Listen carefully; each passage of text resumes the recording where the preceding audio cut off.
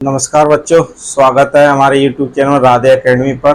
और जैसा कि पिछली क्लास में आपने कार्बन और उसके यौगिकों को पढ़ रहे हैं, जिसमें आप सहसंयोजी बंध के बारे में आज पढ़ेंगे।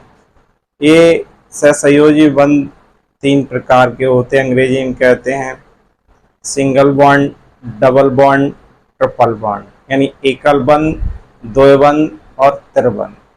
ये कैसे कैसे परमाणुओं के बंध मध्य में इलेक्ट्रॉनों का साझा करते हैं और किस प्रकार से ये सिंगल बॉन्ड और डबल बॉन्ड को बनाते हैं, इसे सीखेंगे। जैसे कि बोर्ड परीक्षा में ये पूछा जा सकता है कि आप डबल बॉन्ड कैसे बनाते हैं, इसको बताइए, उदाहरण देके समझाइए। ये पूछा जा सकता है कि इलेक्ट्रॉनिक बंध जो बॉन्ड बनते हैं वो कैसे बनते हैं, उनके बारे में बताइए। तो आज हम सीखेंगे डबल बॉन्ड, वो सिंगल बॉन्ड, डबल बॉन्ड और ट्रिपल बॉन्ड। देखिए, पहले हम आप पढ़ेंगे एकल बॉन्ड यानी सिंगल बॉन्ड के बारे में। ये कैसे बनता है इसके देखिए।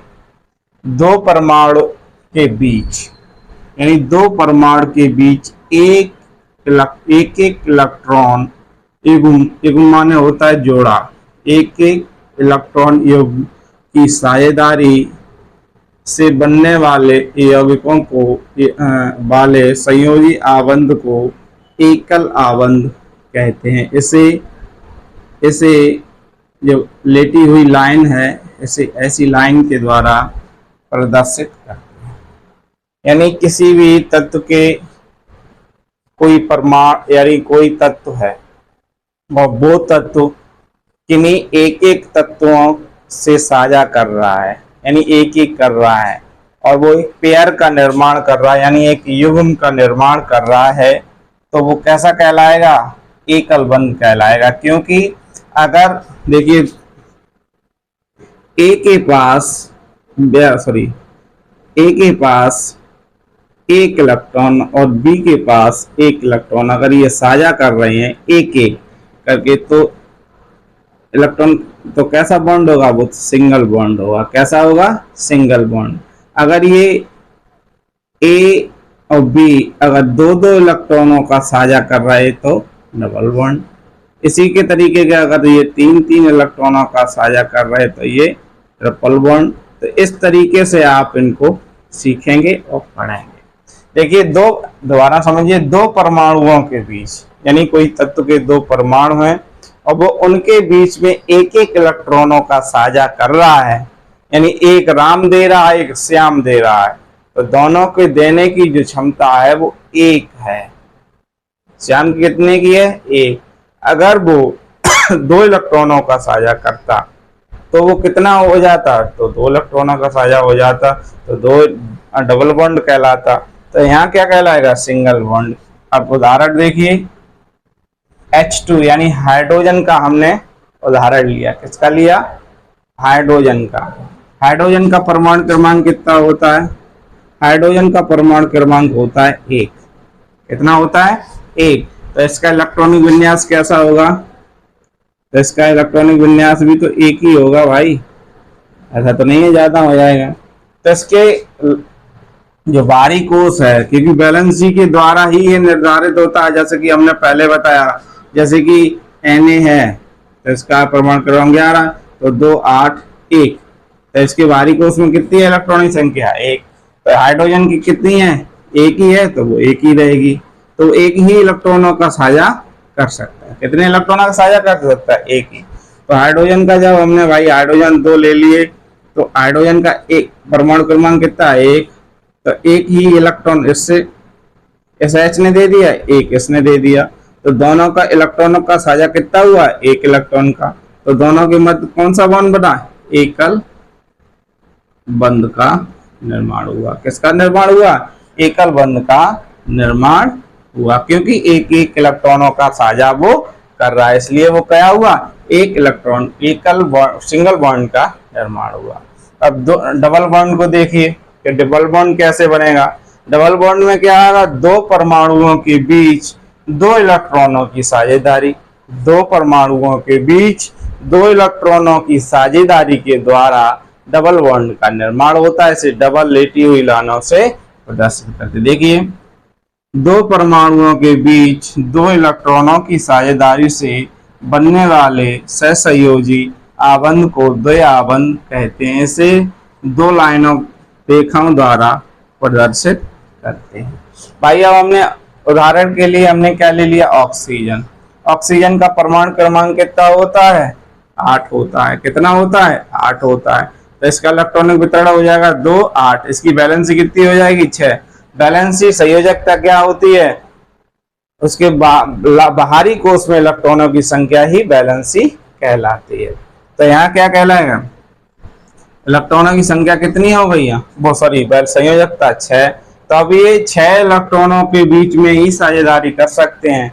अब डबल बॉन्ड बनाना है तो इस O के 2 इलेक्ट्रॉन ले लिए ये, और इस O के 2 ले लिए, क्योंकि इन्हें बाहरी कोष को पूर्ण करना। पूर्ण कब होगा, जब 8 इलेक्ट्रॉन हो जाएंगे। तो ये क्या करता है, 2 इसके 2 इसके और 2 इसके। तो अब ये देखना ये O क्या करता है, अपनी अष्टक को पूरा कर लेता है, यानी इसमें 8 पूरे कंप्लीट करता है। और साझेदारी कितने इलेक्ट्रॉनिक हो रही, 2 की। तो ये कितने का करता है, ये 2 के करता है। तो ये कितने हो जाए, 1 2 3 4 5 6 7 8। ये अपने 8 कंप्लीट कर लेगा, ये भी अपने 8 कंप्लीट कर लेगा। लेकिन इलेक्ट्रॉनों की साझेदारी कितनी हो रही, ये 2 हैं, इसके भी 2 हैं। तो बॉन्ड कौन सा बनेगा, डबल बॉन्ड बनेगा। कौन सा बनेगा, डबल बॉन्ड का निर्माण होगा। यानी दो परमाणुओं के बीच दो दो इलेक्ट्रॉनों की अगर साझेदारी हो रही है तो वो डबल बॉन्ड का निर्माण करते हैं। हमने उदाहरण लिया हमने O का यानी ऑक्सीजन का। ठीक है, अब हम पढ़ेंगे ट्रिपल बॉन्ड के बारे में। इसके बारे में ट्रिपल बॉन्ड या त्रिबंध के बारे में हम अध्ययन करेंगे। ठीक है,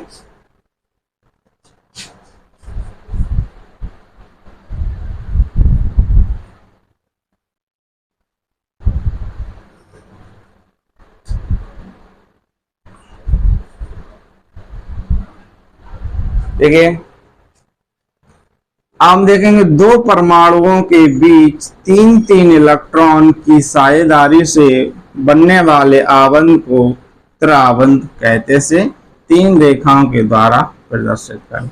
भाई कोई 2 परमाणु हैं और वो परमाणु ये कर रहे हैं कि अपने मध्य में तीन तीन इलेक्ट्रॉनों की साझेदारी कर रहे हैं, और वो 3-3 इलेक्ट्रॉनों की साझे की द्वारा त्रिबंध का निर्माण कर रहे हैं। जैसे कि N, सभी जानते हैं N क्या है। तो N का परमाणु क्रमांक कितना है, 7। तो वैलेंसी कितनी आ गई, 5। यानी अब ये 5 इलेक्ट्रॉन लेगा और अपने अष्टक को पूरा करेगा। तो साझेदारी कितने की करेगा, 3 की। क्या करेगा, 3 इलेक्ट्रॉन की। ये कितने करेगा, ये भी 3 की करेगा। तो यहाँ 6 हो जाएंगे, और 6 और 7 और 8। तो यानी ये अपने अष्टक को पूरा कर लेगा, ये अपने अष्टक को पूरा कर लेगा।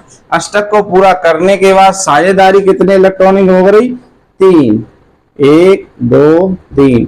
तो यहाँ बॉन्ड बन जाएगा, त्रिबंध का निर्माण हो जाएगा। इस प्रकार से double bond, single bond, double bond और ट्रिपल बॉन्ड को हम पढ़ते हैं। अगर कोई भी समस्या है तो आप हमें कमेंट करके बता सकते हैं। ठीक है, तो सिंगल हाई स्कूल में इतना ही काफी है कि आप एकल बंध पढ़ लिया, यानी 2 परमाणुओं के अगर बीच में 1 इलेक्ट्रॉन की साझेदारी हो रही तो वो सिंगल बॉन्ड। 2 परमाणुओं के मध्य 2 इलेक्ट्रॉनों की साझेदारी हो रही है तो डबल बॉन्ड। 2 परमाणुओं के मध्य अगर साझेदारी हुई 3 बंधों की तो वहां ट्रिपल बॉन्ड का निर्माण हुआ। आप उदाहरण आपको जरूर देखने पड़ेंगे, जैसे कि यहाँ नाइट्रोजन लिया, यहाँ ऑक्सीजन लिया और यहाँ हाइड्रोजन लिया। हाइड्रोजन में इसलिए लिया क्योंकि वहां एक ही है, तो एक ही बॉन्ड का एक ही साझेदारी कर रहा है, इसलिए वो सिंगल बॉन्ड का निर्माण कर रहा है। ठीक है, संतृप्त एवं असंतृप्त कार्बन यौगिकों के बारे में पढ़ेंगे और इनकी संरचनाएं कैसे बनती हैं उनका अध्ययन करेंगे। देखिए अब पहले हम इसमें पढ़ेंगे संतृप्त को पढ़ेंगे। ठीक है, असंतृप्त को बाद में पढ़ेंगे। ठीक है, तो देखिए कार्बन एवं हाइड्रोजन से बनने वाला अन्य यौगिक एथेन है। क्या है, एथेन, जिसका सूत्र होता है C2H6। क्या होता है, C2H6 कार्बन यौगिक की संरचनाएं प्राप्त करने के लिए सबसे पहले कार्बन परमाणु को एक आबंध के द्वारा आपस में जोड़ा जाता है। हमें संतृप्त हाइड्रोकार्बन प्राप्त करने के लिए पहले क्या किया जाता है, कार्बन यौगिकों की संरचनाएं हमें अगर प्राप्त करनी है तो सबसे पहले कार्बन परमाणु को एक सिंगल बॉन्ड के द्वारा आपस में जोड़ते हैं। फिर कार्बन की शेष संयोजकताओं को संतुष्ट करने के लिए हाइड्रोजन के परमाणुओं का उपयोग करते हैं। यानी कोई भी सूत्र है, जैसे कि यह सूत्र है दिया गया है C2H6, इसमें क्या करेंगे कि पहले हम इसे सिंगल बॉन्ड के द्वारा जोड़ेंगे और बाद में इसे संतुष्ट करने के लिए सिंगल बॉन्ड से हाइड्रोजन के जितने परमाणु दिए गए उनको इससे जोड़ने का कार्य करते हैं। जैसे कि मैंने अभी ये लिखे हैं methane, ethane, propane, butane, pentane, hexane. ये आपको याद भी करने हैं कि मेथेन का सूत्र क्या होता है, CH4। ये देखिए ये मेथेन की संरचना बनी है कि सी पहले क्या लिखा है, C लिखा है। उसने ये कहा है कि थ्योरी में कि कार्बन को पहले लिखिए और सिंगल बॉन्ड लगाइए जितने उसके हाइड्रोजन हैं। सिंगल बॉन्ड लगा लिया, इन सिंगल, अब इसे संतुष्ट करने के लिए यहाँ पे क्या जोड़ेंगे, हाइड्रोजन जोड़ेंगे। क्या जोड़ेंगे, हाइड्रोजन जोड़ेंगे। तो ये संरचना किसकी बन गई, मीथेन की बन गई। और ये क्या बन गया, संतृप्त हाइड्रोकार्बन। यानी कार्बन के यौगिकों की संरचनाएं हम ऐसी प्रकार से प्राप्त करते हैं। नेक्स्ट देखिए, ये तो हो गई। अब इसे देखिए C2H6 एथेन है, ये C2H6। तो सबसे पहले हमें क्या करना पड़ेगा, कार्बन को सिंगल बॉन्ड के द्वारा जोड़ना। अब हाइड्रोजन के कितने हैं, तो 6 हैं, तो 3 इधर जोड़ दो, 1 2 3 और ये 3। अब इनको क्लियर करने के लिए दिख रहा है, नहीं बड़ा लिख दे।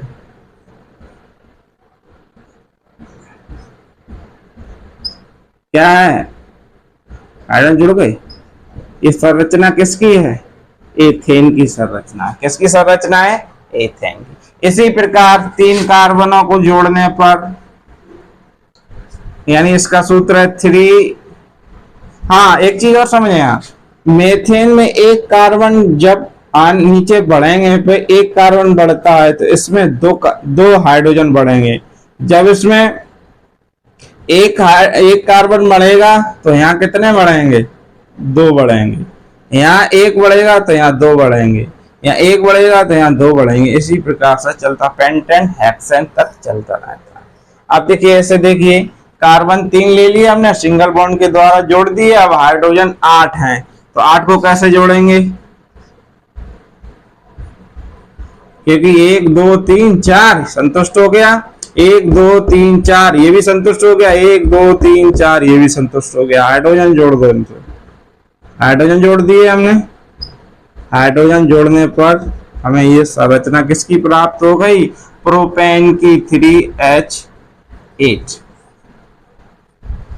कोई किसी को समस्या नहीं होनी चाहिए।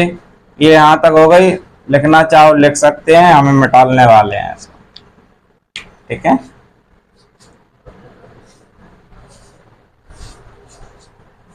आगे देखिए, फिर इसकी संरचना कराते हैं। अब ये देखिए 4 नंबर पे C4H10, ये क्या है, ब्यूटेन। क्या है, ब्यूटेन। इसकी संरचना कैसे बनाएंगे, देखिए भाई 4 तो कार्बन है। अब इन कार्बन से हाइड्रोजन जोड़ना है। कितने हो गए, 1 2 3 4 4 दूनी 8। अब 2 बचे।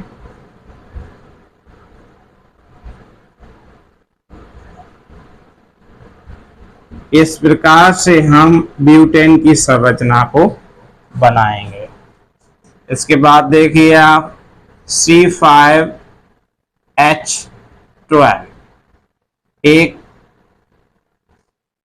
एक, दो, तीन, चार, पांच। इसी प्रकार से आप इसे जोड़िए। हाइड्रोजन, हाइड्रोजन,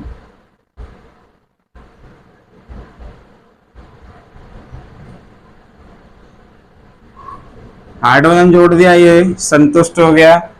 इस प्रकार से इसकी संरचना। और आपके घर के लिए काम है, घर के लिए कार्बन 6H14, इसका नाम होता है हेक्सेन। ये आप करके लाएंगे घर से।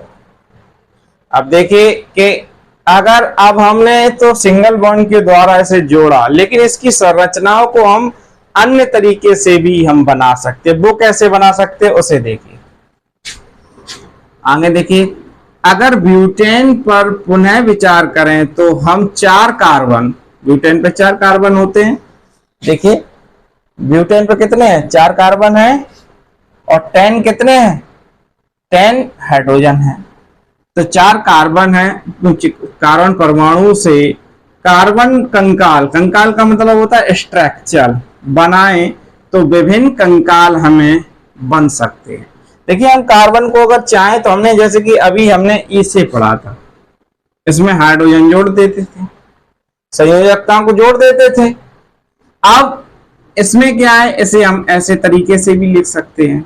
और इसमें क्या है, हम हाइड्रोजन को भी जोड़ेंगे। देखिए यहां पे मैं कर रहा हूं 1, 2, 3, 4। अब हमें हाइड्रोजन कितने जोड़ने हैं? अभी आप पढ़ चुके हैं ये संरचना पीछे।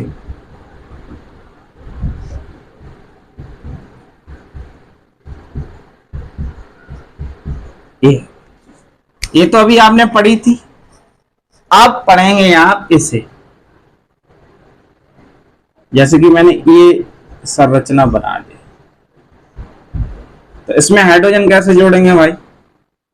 जोड़िए। कितने जोड़ने हैं? 10 जोड़ने हैं। तो हर कार्बन में कितने जुड़े थे? जैसे कि मैंने यहाँ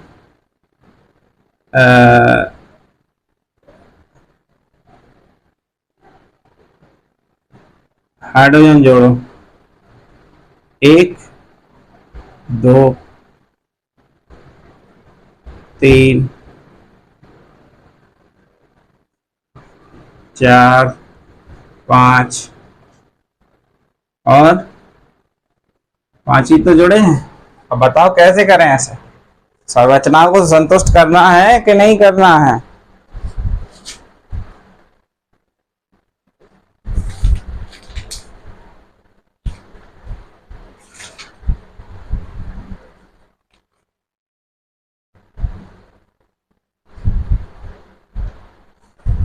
बताओ कैसे करें भाई? 4 क्लियर होते हैं तो यहाँ पे कितने जुड़ेंगे? अब हो गया 1, 2, 3, 4। इससे कितने जुड़ेंगे? 4। इससे कितने जुड़ेंगे? 4। एक इससे जोड़ा जाएगा। तो ये संरचना में गिन लो। हाइड्रोजन 10 है। 1, 2, 3, 4, 5, 6, 7, 8, 9, 10। अब ये कहे कि सर ऐसे जोड़ कैसे दिया? देखिए कार्बन 4 सिंगल बॉन्ड चाहिए हमें। कितने चाहिए? 4 सिंगल बॉन्ड चाहिए। 1, 2, 3, 4। क्लियर? इस वाले सी के देख लो। 1, 2, 3, 4। 1, 2, 3, 4। 1, 2, 3, 4। क्लियर? इसी प्रकार अब हम इसे देखेंगे। C6H12 नई संरचना का को हम बनाकर देखेंगे कि ये कैसे निर्माण होगी। ठीक है, तो अब इसे देखने पर, अब जैसे कि यहां पे हम डबल हाइड्रोजन जोड़े 2, क्योंकि इससे 1, 2, 3, 4 हो गए। यहां जोड़ दो, ये तो 4 हो गए इसके।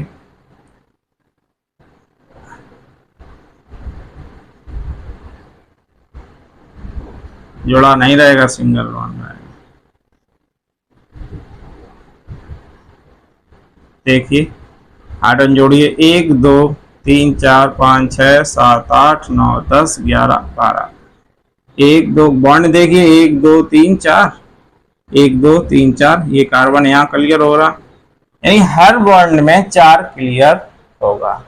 इस तरीके से हम जो कार्बन तथा हाइड्रोजन के संतृप्त यौगिकों के सूत्र और संरचनाओं को पढ़ सकते हैं। किसी को कोई समस्या हो तो हमें बता सकता है। ठीक है, इससे आगे देखिए, प्रक्रियात्मक समूह जुड़ने वाले, यानी हाइड्रोजन के अलावा कुछ ऐसे भी समूह हैं जो कार्बन से जुड़ते हैं। देखिए, इन्हें कहते हैं प्रतिक्रियात्मक समूह। देखिए, प्रक्रियात्मक समूह किसी कार्बनिक यौगिकों में परमाणुओं अथवा परमाणु का समूह है जो एक दूसरे से एक विशेष प्रकार से जुड़े होते हैं। यही कारण है कि आमतौर पर कार्बन यौगिकों में रासायनिक अपक्रियाओं का क्षेत्र है। यानी कहने का मतलब यह है कि हाइड्रोजन के अलावा भी कुछ ऐसे यौगिक होते हैं जो कार्बन से जुड़े होते हैं, उन्हें क्या कहते हैं? प्रतिक्रियात्मक समूह कहते हैं, क्योंकि कार्बन यौगिक रासायनिक अपक्रियाओं का क्षेत्र है।